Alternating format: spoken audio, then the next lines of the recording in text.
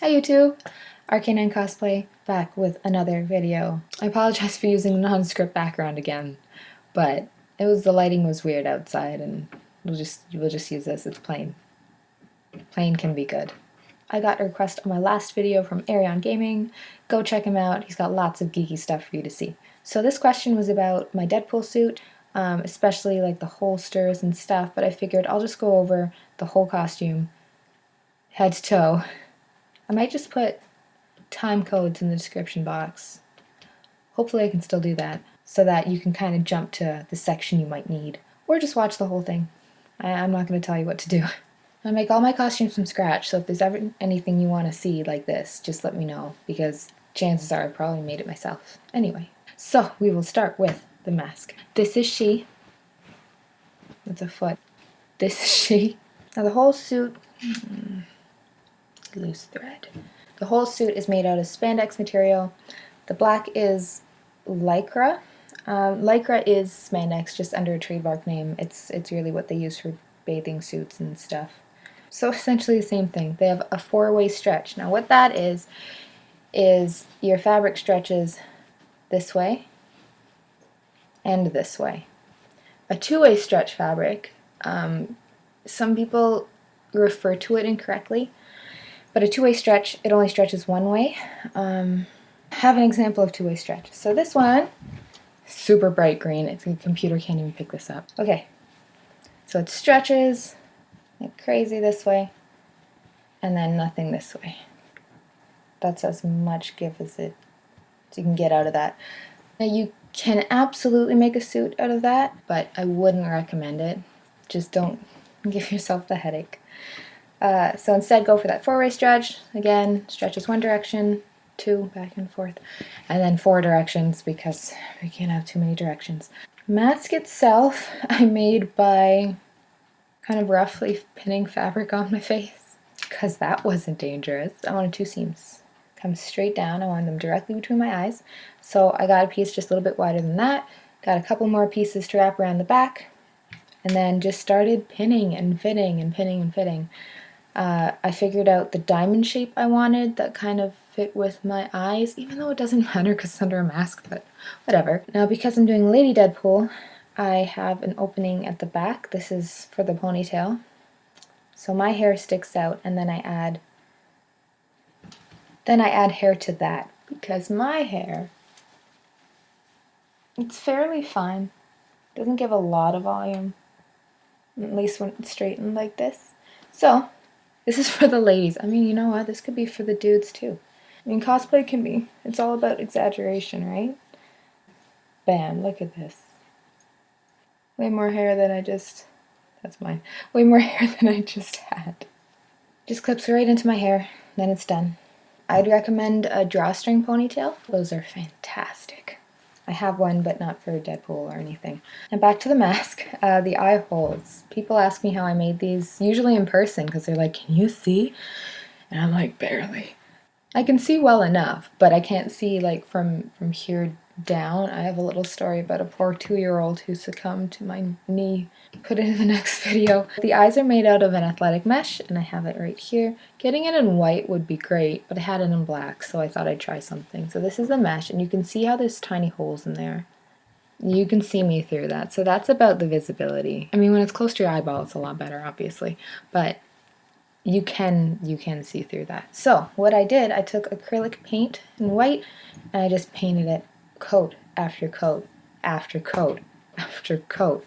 And between coats, I took a pin or a needle, I'm not sure which, but I just punctured where the holes already were, so that I could see it through the next coat and the next coat. So put one coat down, puncture, put another coat down, puncture. I ended up widening the holes right where my pupils naturally kind of sit. So those ones are like super wide. You can't tell from a distance, but those ones are like super wide on the, see if you can see it. Yeah. So that's where my pupil sits, sort of in that darker area. And then all the rest of the holes are perforated too. And that's how I made the mask. There's a zipper up the back, down the back. Don't zip up. Don't zip up to the top. Zip down towards the neck, and then you hide that bit in your suit. I'll cover that too. We'll move on to the suit. I use a website called stretchy.org. I'll put the link in the description below. Fantastic resource for anything spandex related that you want to kind of make. It's a great basis for it. Guys, you'll have a much easier time using it maybe than girls. Us ladies have some extra curves and some extra places.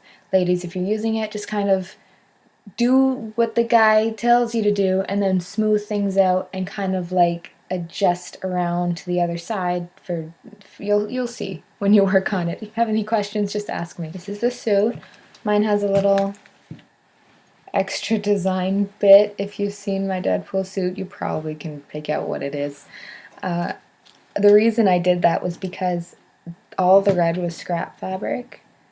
I only had so much, and the pattern as I had it did not fit onto the red. So I had to cut something in half, and it had to be the torso, so I did. Go see it. I'm not going to put it up here. So my suit has feet on the bottom, socks on the bottom, whatever you want to call it, just so that, you know, if I have a shoot and I remember, I take off my shoes and then I just have Deadpool feet, like comic book feet, because that's what they do, right? That's safe.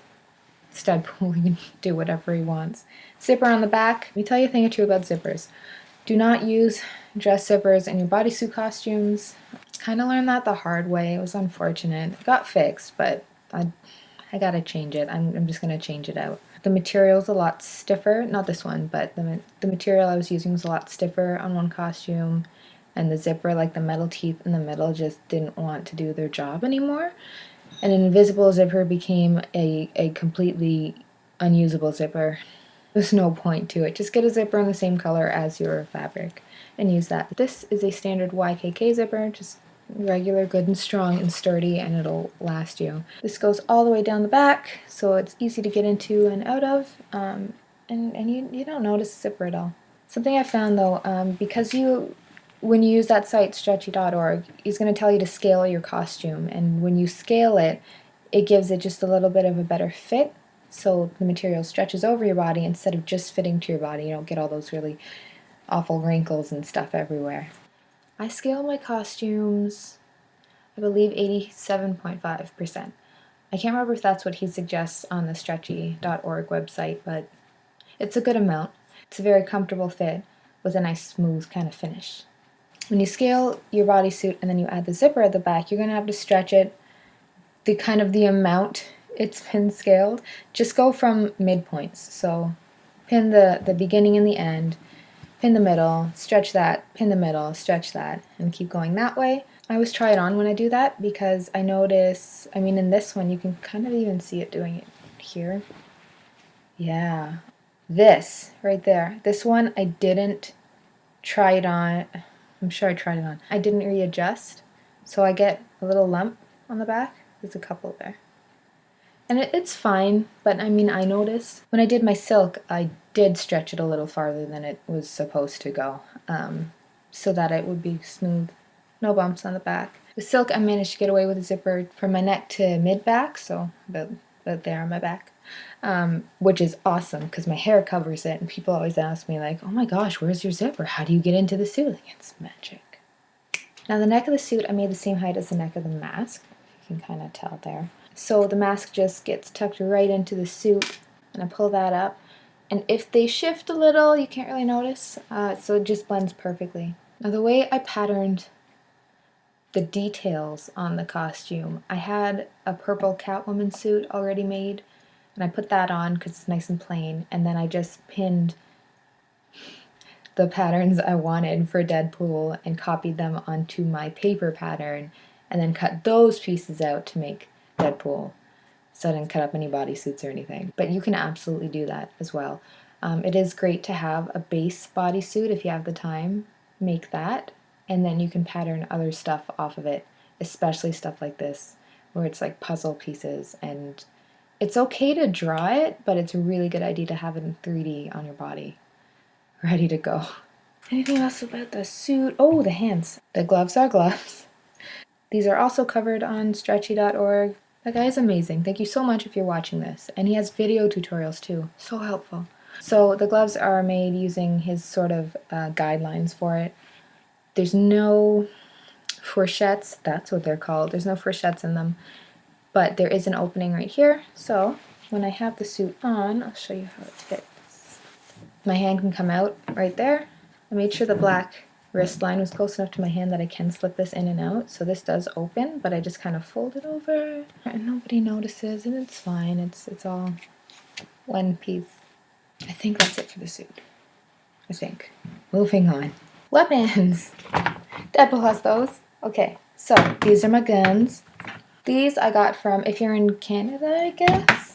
These I got from Dollarama. They sell them $3. And they make shooty sounds. How awesome is that? I don't have batteries in them right now, but it's great because you're even more like Deadpool, just being annoying all the time.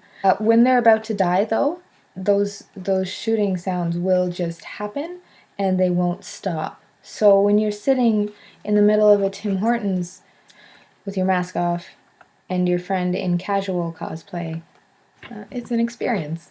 Let's say that.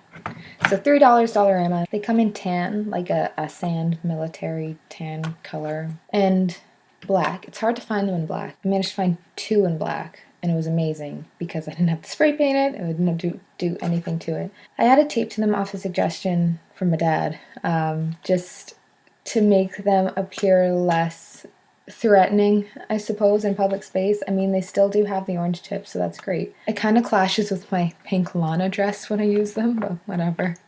And the Katana. So, I had 2 of these. I'll go over the holsters and everything after. These photograph really, really well. Even here you can kind of see the reflection in them. I didn't paint them or anything. This is just how they come. But every professional photograph I've seen of my Deadpool cosplay, they look legit. I'm very happy with it. And they look obviously like painted plastic in person, so that's good. They are con safe. The guns are con safe too. So there you go. These I got from Malabar in Toronto. I believe they have 2 locations, one in Toronto, one somewhere else, I think. But Malabar, costume dance wear shop. They've got some good stuff. I've gotten Marin Paradise makeup from them. Bill Nye makeup they sell as well. Contact lenses, great if you live in Toronto and you need them quite soon and not for $1 billion. I'll put a link to the Katana in the description box below as well. I believe they're $11 each plus tax. So not bad at all price-wise. I guess we'll do the holsters because that's all that's left. These are the leg holsters attached to the belt. I got this from my dad too. You could easily make a belt with some strapping. This is like a strap on one side and then soft velcro on the other, and then a really quite sturdy, strong, rough side of the velcro. And you can stick it anywhere, so you can adjust for any size, which is brilliant. But I mean, if you're making it for you, you don't need to adjust. Just figure out how wide your hips are. The leg holster is attached to the belt just by kind of, I don't know if you can see that, it's black. That's racist. Oh, you can kind of see. I just have electrical tape on there because they were kind of sliding and it was bugging me, so I just threw that on there. But this just loops over and then under again. And this bit goes over to this piece. I can't remember what this one was called. I got it from Canadian Tire. I've seen them called a ladder lock or a tri-glide. I can't remember which one this was, but this has 3. You know what? I'll just take this out. And hopefully I'll remember how to put it back in. So that's what the piece looks like. It's got 3 bits. And then there's like a grippy bit in here. There's going to be like a good side and a bad side. So this side is nice and smooth, and this side you can see there's like a divot in there. So this goes in through the bottom in the middle of the good side, coming out of the good side. And then it goes back through and down the grippy bit, so the bad side is underneath all the time. And there you go. So it's nice and tight, but you can adjust it, which is great. So if it's too tight on my leg, I just pull it through or pull it back. And now I'm going to forget what it was set to because I'm playing with it too much. And I'm gonna go to wear it again and I'll wonder why it's off because I will forget little things. Ugh, like that. No. There it is. Okay. These go through, how did I do this now? Okay, from the ladder lock tri-glide clippy thingy, this goes seriously. I have the packaging somewhere. I don't remember what it is. Okay, so for the other side of the clippy thing, it just loops around and it gets sewn straight down. There's a sort of a way to sew the straps. You do like an X. No. Yes. You do like a box and an X inside the box. That holds it really, really well. Make sure you reverse on your stitches, always, but not 7 or 9 times like they suggest. You need like half an inch and that's good. Maybe a couple of times if you're worried about it. Not 9, that's ridiculous. And not just because I say so. Now through those loops are the leg straps, the other ones. This is doubled up, sort of. I have one band going around my leg. I have a second band that goes over the guns. And I'll demonstrate this for you too. But this bit is the second band. So it's on my leg and I have the gun in it. I have 2 loops. Let me sit over here so you can sort of see it. So, oh my gosh, this is gonna get weird. It's on my legs and it's hanging down. I'm gonna stick that there. I have my leg loops and my legs go through there. And then on the side are my gun loops. Let me show you on me. When I'm putting on the leg holsters, I kind of have to put them on all in one go. I have to put both feet in, make sure those are following me up to my waist. Put on the belt, adjust the legs, and it's fine. But what I could have done is used side release buckles, like I have on my sword holster. If I use those on the leg holsters, then I could just put the belt on, put one leg holster on, clip it in, put the other leg holster on, clip it in. Either way, it works just fine. As for those guns, let me show you what they look like. Now the plastic guns, this is how they work.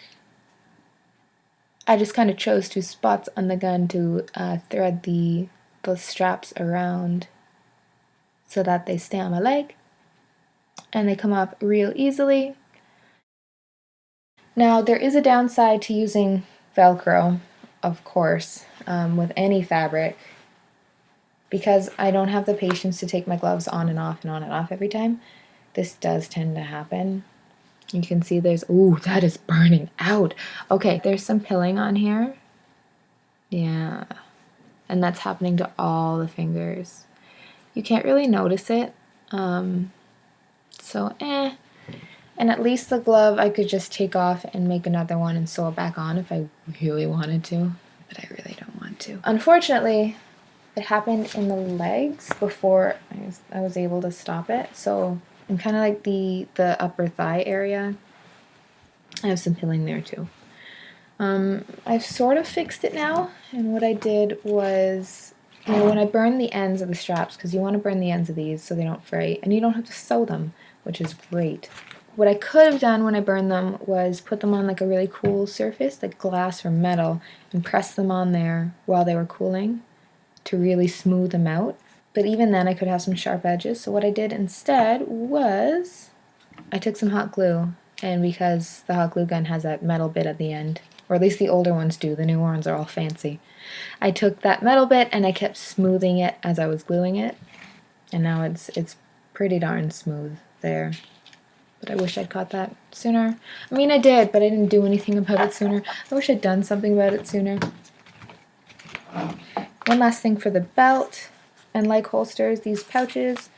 I got these from my dad too. I was gonna make all of this, and he was just like, why? I have stuff. Here is the stuff. I'm like, well, okay. So this is a great pouch. This one fit my old phone, but not my new phone. I have another one for my new phone. This is for the garbage bag that I store my weapons in, because A, it folds down that small, which is a decent size, and B, you don't want to take all your weapons on public transit. They might stop you, people might get scared, people might get dumb about it. Unfortunately, that's just the case, that's what happens. To make any kind of pouch that you need for this, you know how they made us unfold 3D shapes in grade school in geometry. And you have your cube or whatever it is, but it's got 6 sides and it unfolds. It's basically that. That is your pattern. Those little bits you added on the end to fold in and glue in. You sew those edges together until there's only one opening. You flip it inside out and you've got a little pouch. You're done. I say that like everyone can just sew. But sewing's not that hard. Just stick yourself to the task and you will get it eventually. Eventually. Just try it. On to the last piece of costume. It's like my favorite part, and I'll show you why. How I attach my katana to my back. I think it's rather innovative. I think it's rather obvious when you really think about it. And I was sitting there like, how am I going to do this? Wait, what if I just did this? It's too simple. It's not going to work. And it worked, and it's brilliant, and it's even more brilliant. And I will show you why. This sounds like clickbait now. I will seriously show you. So these have the side release buckles. I also covered them. Here, let me show you. So the buckle is there. It's just standard setup for that. But then I took an extra bit of strap stuff, put some velcro on each side so that I can close it over. So it looks a little more like a strap all the way through. I found the buckle just threw off the eye for some reason. Maybe that's just me being picky. Probably just me being picky. Now, as you can see, when I put these on, I can absolutely use the buckles if I need to. But on a good day, I can figure out how the straps go on and off without using them. Now, the cool thing about this is that it's such a simple setup. I added 2 loops on the back of each side that fit to the katana sheaths. Figured out how high I needed those. Put a line of hot glue around the bottom of the strap and then covered it with a bit of tape that I used for the guns. It doesn't look out of place with the costume at all, given that it's red.